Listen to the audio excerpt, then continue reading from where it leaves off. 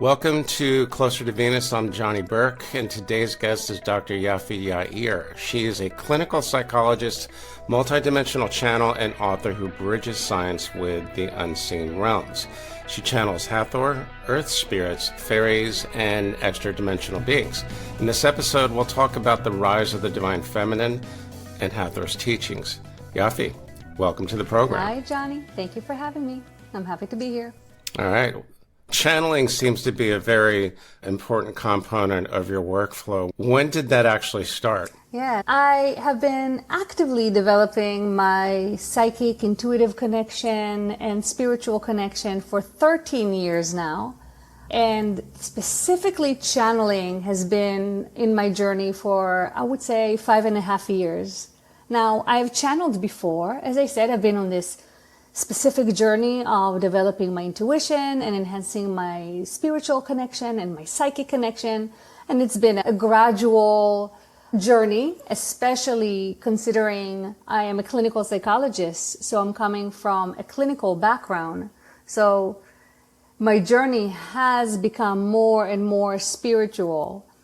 And so I have tried channeling before, and I decided that it was too woo-woo for me, that it wasn't scientific enough, it wasn't verifiable enough, and I just put it aside until about 5 years ago. And it was during the time of the COVID shutdown that I decided to sign up for a channeling training. I saw it as a continuation of my psychic work and my spiritual journey, but it was also for fun and for just to expand my mind and explore more. And I dove in. It was a long training, many months with body work and breath work and meditation and channeling practices. And I really dove in. And as I mentioned before, it was during the COVID shutdown, so I had ample time to apply myself hours a day, as much as I wanted. And that's what I did. And it really became my world. It completely took over my spiritual journey because it included all the principles and all the lessons that were already a part of my journey. An example would be learning to live more from the heart space. So to feel through the heart, to experience, to react, to respond from the heart. So moving away from being overoccupied or overemphasized, overfocused in the mind, and experiencing and feeling more from the heart. So this is not a new lesson, but this specific pathway of channeling, and specifically channeling Hathor, the divine feminine, which has become my main source, has really taken all these lessons, all these principles, all these concepts to the next level.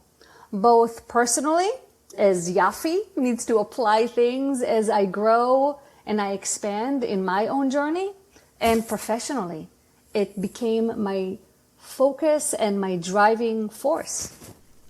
You mentioned Hathor and the divine feminine. I would imagine those are two different entities, or not necessarily? Not necessarily. So let's talk a little bit about who Hathor is.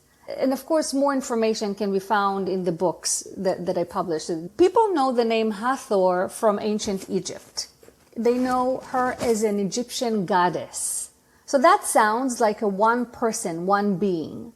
But as the information that came through my channeling, I've learned that, first of all, they are a whole collective from the Sirius star system. It's not first of all, but it's one of the things that we find very interesting, especially since there's the galactic aspect here.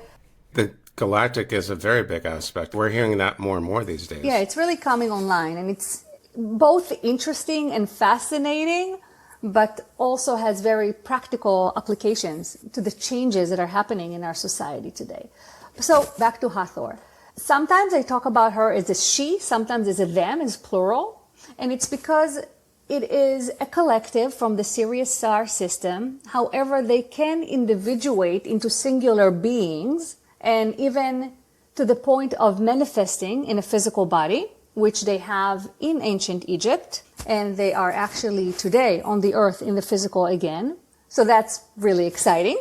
but also they perceive themselves first and foremost, even before their identity as a collective from the Sirius star system, they perceive themselves as the essence of creation. Oh, let me use their words, the flow of creation, which by its essence is feminine. I wanted to ask you about psychic work. How does that work with your channeling, and did that manifest itself before you started channeling? You could say that I was born psychic. I was born with certain abilities, certain gifts. However, I was not, like most people, I was not encouraged to lean into them and develop them as I was growing up. I was told that mostly that it was nonsense and that I should focus on more practical matters. And that is what I did for the majority of my life. But I always had that natural inclination. So then 13 years ago, when I actively started leaning into it and developing it, it really awakened my psychic abilities, my intuition, telepathic ability, my abilities to tune into energies, which that actually came on even more so with the channeling. So I started meditating daily. That was one of the most important changes and important tools that I took on. Also, I began going to the Monroe Institute, which is a fascinating world on its own. It's an institute in Virginia that explores consciousness through the use of audio technology. So we listen to different meditations and we go in very deeply and we explore different topics, different concepts. There are many programs. And I've been doing that. And that's been really helpful in me being able to discern different levels of consciousness and different levels of altered states and explore those altered states and navigate. So first the recognition and then the ability to navigate. And the Monroe Institute has been also vital. Now, it didn't happen overnight. It took a lot of work and a lot of practice, approximately 2 years of daily meditation and beginning to practice with different oracle cards and tarot cards until I really started feeling the difference within myself. So it took me about 2 years for me to feel the difference within myself in terms of my psychic ability and feeling more comfortable to trust that inner voice. Do you think it's possible being able to channel without being psychic? Or do the two normally go hand in hand? I think they go hand in hand. We can replace the word psychic with intuitive. So you can be an intuitive person, but not work as a psychic or act in that role as a psychic. But I think that to be a channel, yes, because it is a spiritual connection, then you are making that connection. So I think so. I think it has to be an intuitive, psychic connection. You have to be plugged in, so to speak. You have to have that connection. Let's go back to, I believe, Hathor, which sounds like it could be either a group consciousness or they can individuate, as you say. You mentioned that they can actually take form in a human body. Isn't that really the same thing as saying an ET taking form in a human body? Is it really the same thing? Yes, it's similar. It's a matter of terminology. So let's split hairs a little bit. I'm going to split the last hair first. So you mentioned not the word manifesting, but whatever word you use in a human body. So let's start there, that it doesn't have to be a human body. However, if they densify their, let's call it light body or an energetic body, densify enough to individuate as a singular physical being, they're going to take a form that we can relate to, and at the same time, a form that represents their own identity and essence. So it's not going to be out of nowhere. So it's not going to be poof, a human body. They're also not going to enter an existing human body, a human body that's already there. That's what I was getting at. Yeah. So in other words, they're not hijacking a human body. Let's talk about some of the different types of beings that you've channeled, because I do believe a lot of them are what you would call galactic beings, right? Yes. So now you're going back to my first book, Conversations with the Earth. And what's fun about this book, I really channeled many sources. So it's called Conversations with the Earth because I also channeled earth elements and earth spirits. And the topic, everything that ties it together is the topic of humanity and the earth and the shift that we are going through. But the sources, many of them are galactic. And it's been a fascinating and such a fun ride. So, as I mentioned, there are some earth essences there. So the book starts with fire consciousness and wind and water. And also I channel trees, believe it or not. So there's this long chapter about trees, spirits. And they give us the structure of the spirit of trees, which is very interesting to me anyway. And then it goes more and more galactic in nature. I channel the moon. I channel Andromeda, which is a nearby galaxy that we are headed towards each other, towards merging. Okay, we'll have to talk about that too. That's the first time I've heard that, but Yeah, so I channeled Andromeda, and my group asked Andromeda, what's Andromeda's perspective, the consciousness of the Earth and of humanity and all the changes that are happening now and where we're headed. And then I channeled any consciousnesses that me and my group were curious about. So we became curious about the Pleiadians. No problem. I called the Pleiadians and saw what connection came up. And a Pleiadian collective came through, and I channeled them several times. I was working with them for a while. And my group was asking questions about humanity, about the change, about them. What are they doing? Where are they? And the same with Arcturians, with different councils, with the Brotherhood from Mars.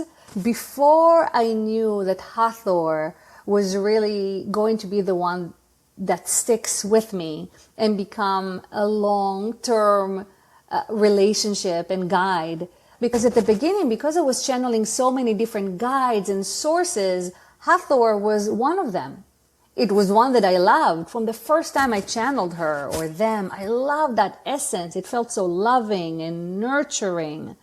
So I loved it from the beginning, but I didn't know that was going to be what was going to last and stay with me. Now, you've mentioned quite a few of, I would say, maybe members of the Galactic Federation, Arcturians, Pleiadians, and so forth. You also mentioned changes, and this comes up a lot these days. There is a theory that there are some star beings that are helping us, and then there's another race that are not helping us. Has your channeling experience given you any insight to that, or is that neither here nor there?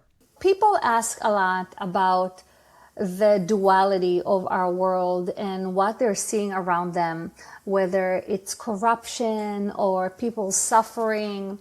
And they have addressed that battle. You can call it a battle of darkness and light.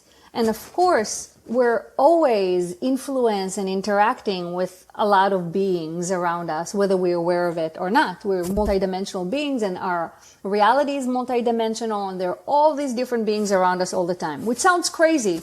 But the more you dip into the spiritual world, the more you really realize that is our reality.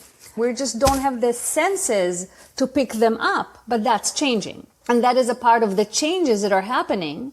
We are literally going up a whole octave. That's changing our bodies. We are changing the way we sense things and what we are able to sense. So we are going to be able to sense and communicate and even see and observe many more types of beings, and also many of the galactics that some of them we've mentioned, some of them we haven't mentioned, but that's going to be a regular part of Earth's future in reality, of us interacting on a regular basis with a really big variety of beings, whether they're galactics or, again, we can go back to Earth elements and Earth spirits and fairies and all kind of beings that are all here, but until now we had a very limited ability to perceive them and interact with them. It sounds like what I've heard before about moving from a 3D world or a third density to a 5D or fifth density. Fourth density, yes.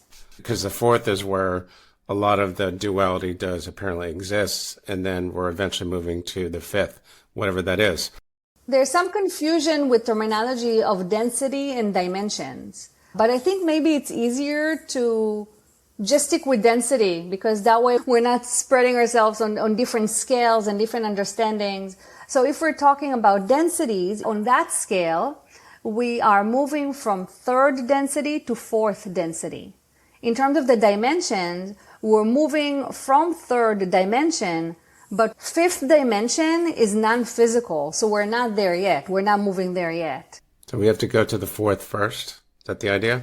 The fourth density is a spectrum, and then the highest, so now we're not even at the beginning, right? Because we're just now moving from third to fourth. But fourth density is a spectrum, and at the end of fourth density, which is when you would start switching to the fifth density, that's also the fifth dimension, which is where it's non-physical. I think we have a ways to go before we get there. Oh, yes. About 1,000 years, I think. So the changes that are coming, how does the divine feminine figure into that? And why are we hearing more about that now? Yeah, so there's a huge awakening of the rise. Awakening is one word, but the rising of the divine feminine. And we can even make it a little less woo by replacing divine feminine with balanced feminine. So you can say that humanity has been mostly ruled by unbalanced masculinity. And I think it's pretty easy to see that.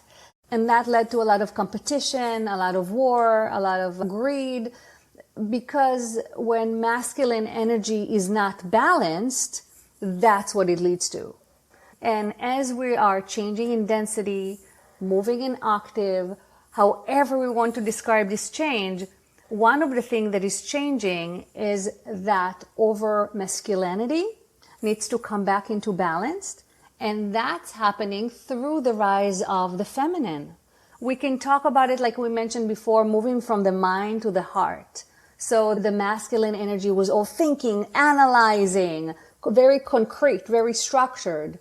The feminine energy is more feeling, more flow, more fluid, less structure, more trust, more cooperation, less competition. So the nature of the shift from third density to fourth density, the nature of it is one of integration, one of greater harmony and alignment.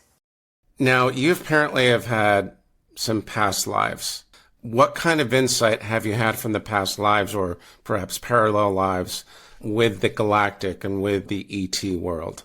Yeah, most of my memories of past lives, or like we mentioned, parallel lives, have been through either the Monroe Institute or even at home, deep states of meditation and self-hypnosis. And I've had several memories that relate to other lives. The most recent one actually happened while I was at the Monroe Institute.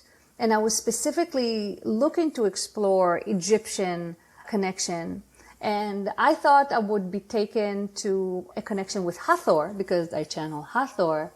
But instead, and I was also very curious about thought, which I don't know anything about, but I know has been brought up a lot with not only Egypt, but with similar topics as Hathor and Isis and all those other feminines that I've been working with. So in that exercise, I was in the body and I was long and slim and dark. And I believe I was an Isis priestess. And I was there with who I thought was Thoth, but really when I looked at him, it looked more like a jackal, like a dog's face. So I think maybe it was actually Anubis, which I have had interactions in this life before. And his mask was very interesting. So I couldn't tell if it wasn't a mask like we're used to, but it also didn't look to me like a natural part of his face. So there was something that was removable. And we went into the temple and we did some ceremony. And in that ceremony, I got a headpiece to wear and a staff. And that sounds like fun. It was just amazing. And the headpiece was very big and heavy, nothing like what we see, delicate, beautiful jewelry that we see in movies. It had horns, but it was like real horns. It was like really heavy and big. And there was these robes that we were wearing, and we went to the people. So there's this whole experience of me with this other person, which even then I was at awe with him. So even though I was a part of that ceremony and a part of that priesthood, there was something so elegant and magical about these beings. And they had magical abilities, magical from the way we see it, which is probably why they were perceived as gods.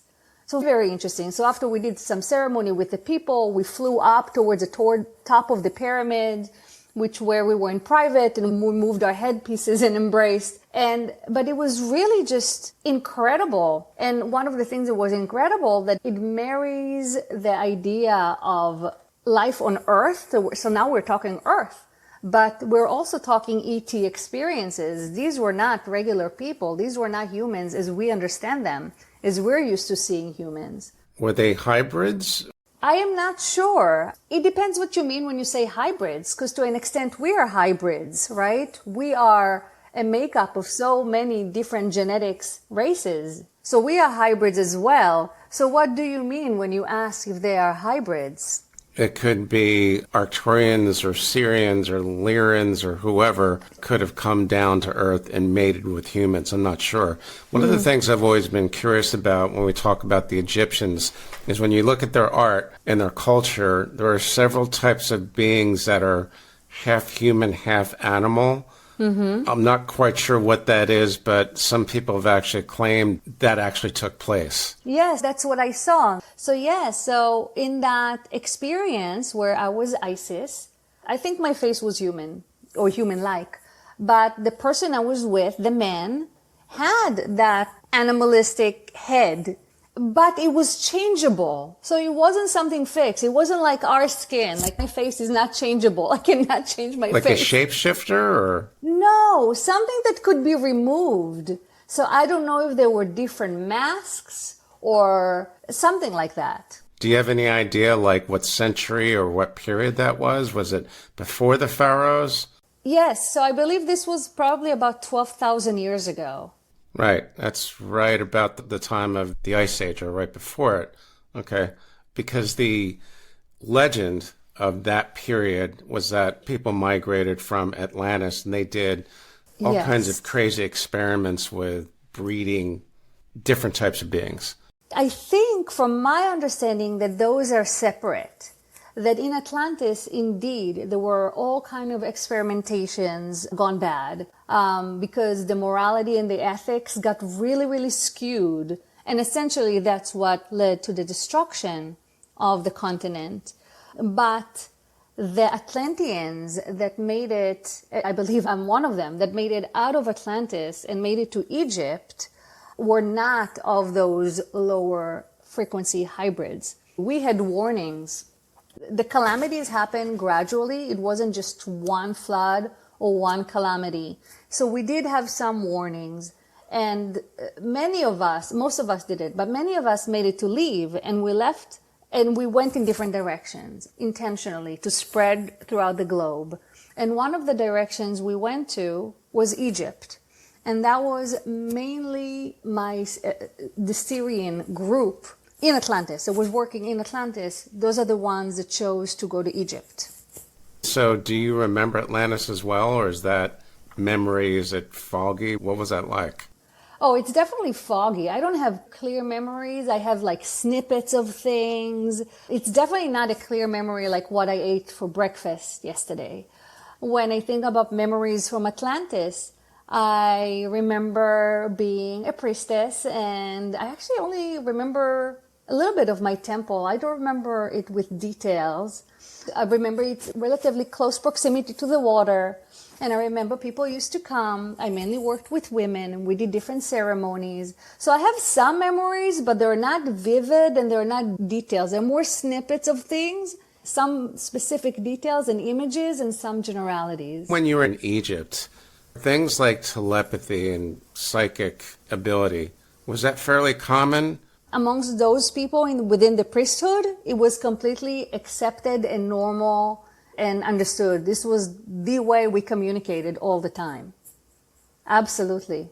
And it was even more so in Lemuria, because in the time in Lemuria, and now we're talking like 100,000 years ago, we're talking completely different cycle of the earth very long ago, but still within this relative timeline, that was actually a state of lesser density physically. And there, everybody was telepathic. So we did go through some kind of a fall where we're now making a circle and a comeback, regaining our spiritual abilities. I've heard that many times. It's almost becoming like a consensus. Good. That's good to hear. Yeah.